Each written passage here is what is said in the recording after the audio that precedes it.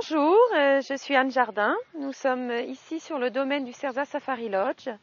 Nous avons été récompensés par le département du Calvados, les trophées du tourisme pour l'originalité.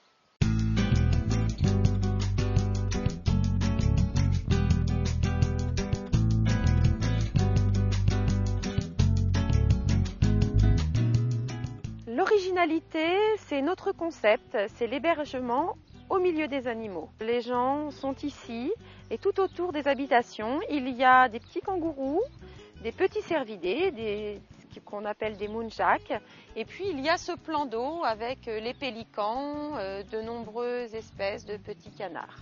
C'est pas vraiment un hôtel, c'est de la résidence hôtelière, on va dire, c'est un petit peu intermédiaire, puisque les gens sont indépendants, les lodges sont équipés avec une cuisinette, donc il y a l'indépendance, mais bon, il y a aussi les services d'un hôtel avec le service de petit déjeuner. Sur le domaine, il y a 26 lodges, ils sont tous identiques, c'est-à-dire une cuisinette, un salon TV, une partie coin repas, une chambre double et puis une salle de bain. En mezzanine, il y a une chambre avec 2 lits individuels. La décoration est assez simple, des rideaux colorés, des éléphants, des couleurs chaudes, rouge, orangé. On a voulu recréer le thème africain. Chaque lodge est équipé d'une terrasse. Les 8 premiers lodges ont vue sur les rhinocéros indiens, les singes siamangs, les antilopes cervicapes qui viennent à la tombée de la nuit s'approcher des habitations.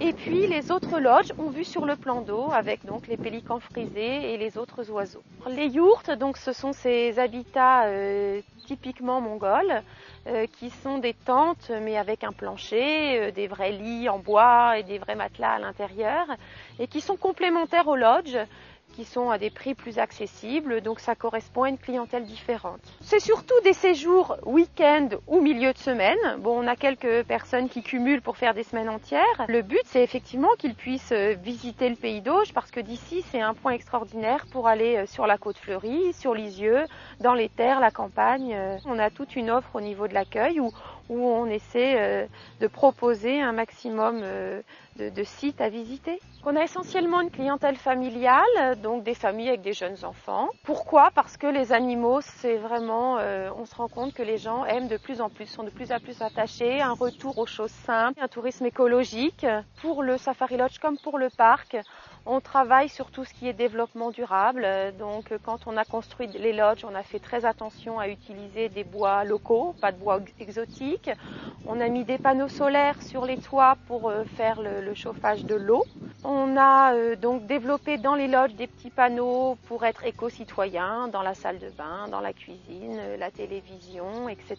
Et puis nous allons monter prochainement des éoliennes pour compléter un petit peu cet ensemble effectivement orienté sur l'écologie. Sur le Safari Lodge, l'année dernière, on a fait plus de 10 000 nuitées.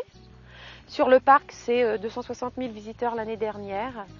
Donc effectivement, c'est vraiment qu'une toute petite partie qu'on récolte sur le Safari Lodge.